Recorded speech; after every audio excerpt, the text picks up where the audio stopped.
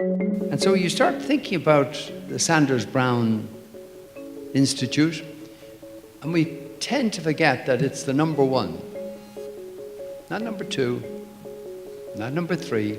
It's the number one center in this country for this type of research. We tend to forget that we have 400, 500, 600 patients over there, and they're all searching for something that you and I are searching for, and that is a cure or some hope. Dr. Marksbury asked me if we had something, and if so, what would it cost? And we chatted about that a little bit. And I said to him, I said, well, what do you recommend and what do you prescribe to people who have Alzheimer's? And he said, whatever it was. I said, does it work? He said, no. I said, yet you're prescribing it? He said, yes. He said, I have to prescribe something because really what I'm prescribing is hope. And yet we need to be smart about what we do. Some of the medicines that are being developed are infusion therapies that require hospitals and thousands of dollars per dose. This is impractical when addressing a global problem.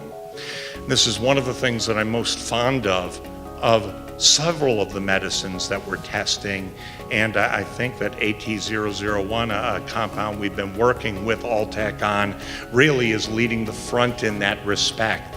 It is a medicine that is relatively cheap, easy to take, orally available, able to be distributed on a global basis with a minimum amount of time and effort. And we're working currently on our second study. Our first study demonstrated the safety profile of this, and it is safer than pure spring water in our hands.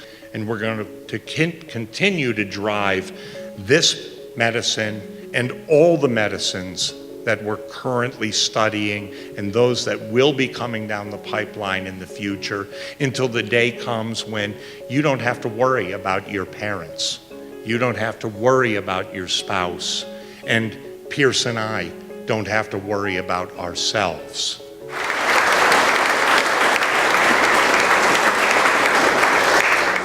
These are some mice that are humanized for Alzheimer's disease. They have the human genes for Alzheimer's disease in their brain. They have all of the machinery necessary to make these plaques, which are one of the hallmarks of Alzheimer's disease. On the left, animals not receiving AT-001. On the right, animals that are receiving. Bang, they're gone. So that type of result made us think we were dealing with, a medicine for all intents and purposes. Think about all of the plant-based medicines that are used today, right? This is a yeast product. This is a plant. It's a botanical.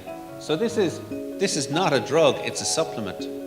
And the simplest way I can explain to you as to how it works is it keeps cells healthy.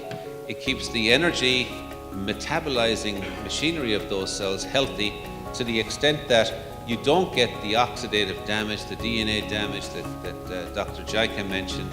And those things, as well as inflammation, are the sparks or the starting point, if you like, for the cascades of events that occur in cells and lead to Alzheimer's disease.